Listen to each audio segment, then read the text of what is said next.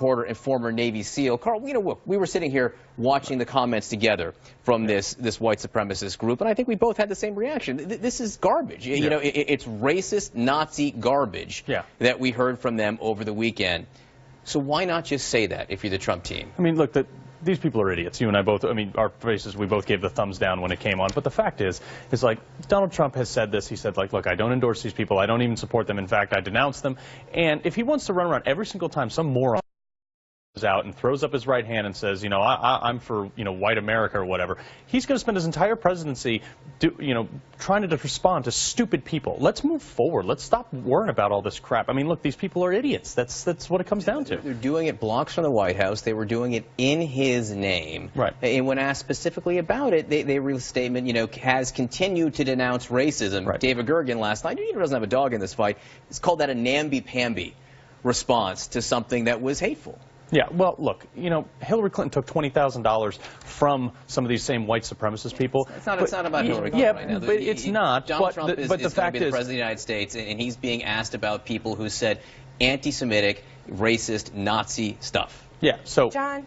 I wouldn't call him out by name because you're just going to validate him. I would keep saying, look, stop this garbage, stop being stupid. Angela?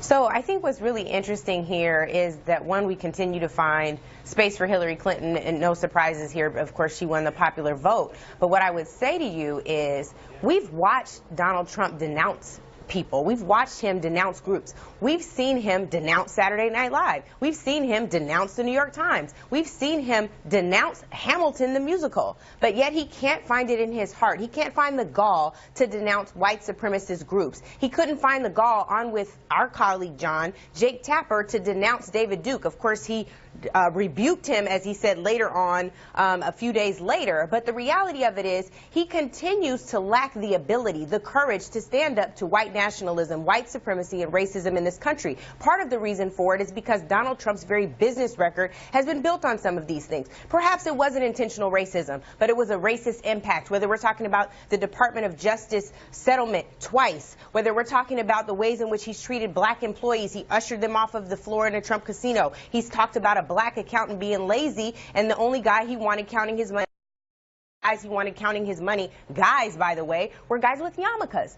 This is a man who has a demonstrated problem with disavowing racism, with denouncing it, and he's in fact embraced it. It is time for the president-elect to turn the corner, to turn the page, and to do something different. As you just heard from your last guest, 700 incidents of hate crime, of hate incidents, of harassment. John, I don't know about you, but my Twitter feed is a really good example of that.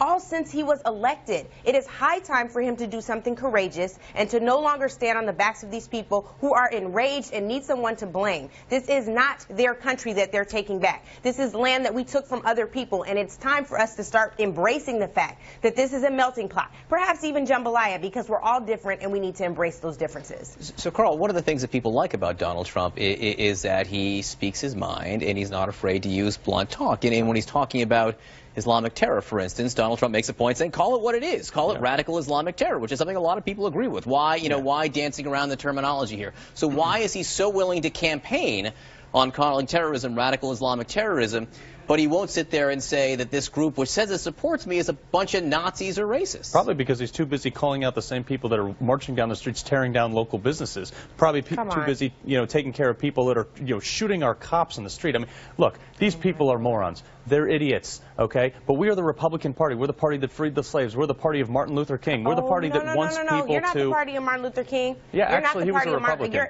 No, you should probably do your history check. My history is clear. Your history is ass backwards. What I will tell you is this, very plain and simple. Okay. Yes, We're not it is. The Republican parties are not the ones that passed the 13th, 14th, and 15th Amendment? Let me help you. And the Republican Party is not the party of the 13th and 14th Amendment anymore. Your party is now one of oppression. Your party is the one that is pushing forth voter suppression legislation all throughout this country. Your party is the one that helps it sure that Shelby versus Holder would gut the Voting Rights Act of 1965. Your party is the one in Pennsylvania where a GOP legislator said that these laws were put in place to ensure that Republicans would win back House, the Senate, the presidency. Let's be clear about what it is. Your party is living and thriving off of oppression. Absolutely Perhaps you were the party of anti-slavery and abolition back in the day, but that is not who you are today, sir. You're not going to do that today. No, you know what it is that 175 years ago, largely Democrats traded a steady stream of labor and housing, or housing and food in exchange for labor. Now that same Democratic Party seeks to share that same exchange of housing and food, vouchers and affordable housing in exchange for a steady stream of votes. The Democratic Party seeks to divide. Yeah, the Democratic Party seeks to divide and keep this country guessing for them, playing for them. And the Republican Party wants to have people with their eyes on the horizon, achieving as much as they can, and that's what Donald Trump represents. When you look at the New York City skyline, you see achievement. You see Donald Trump's achievement, and he wants every American to be able to achieve the same thing. The Democratic Party wants to keep you dependent on them.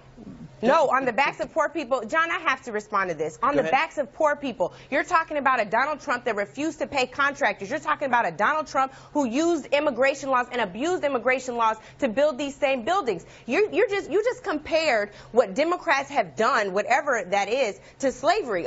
You're saying that Democrats and the fact that people are not who and what they should be, they haven't been able to economically thrive in this country, you're comparing them to slaves? If you want to talk about that, let's talk about economic inequality and what your candidate is going to do to address some of that. Part of the real issue here, Carl, is the fact that he won't denounce white supremacy until white folks. He has. How many times do you want him to do it? No, he hasn't. No, he hasn't. And he hasn't even tweeted about it. That's how he uses everything else. But until he goes on a platform and says, this is not the path for our future, we will not be able to benefit off of the backs of poor people and continue to push this type of racist propaganda. We need to call it for what it is. The very people who you're talking about, who you think are looking for free gifts and handouts, are people who have been disenfranchised since they got off the slave ship in this country. And until you recognize that and pay for that, we're going to continue to have this now problem. we're going to pay for it. Now you want us to pay for it. Yeah, there should be reparations. I'm happy to have that conversation, but I'm sure there's not enough time. That is the most ridiculous, un-American statement I've ever heard. Oh, there's nothing un-American about reparations. So do you want white people to pay black people for the response to slavery? No, I think that's a really dumbed down way of talking about it. I think it's an actual really intellectual So what do you conversation propose? we should How do have. we make this better? Let's solve the world's problems here. I'm happy to talk about their housing proposals. There are ways to. I knew we didn't have time for it, John. No, it's not that we don't have time for it. I think we have shifted a little far afield. I agree. I agree, but we went down this road talking about blaming Democrats for slavery, which is a favorite Republican talking point, and it is wrong. Racism is to blame for slavery. Both of you condemn this meeting that happened over the weekend. Absolutely. Right, a point of agreement. Both of you think it was hateful rhetoric. Yes. Yes. Racist, anti-Semitic stuff, and both of you are perfectly willing to say it. Yes. Absolutely.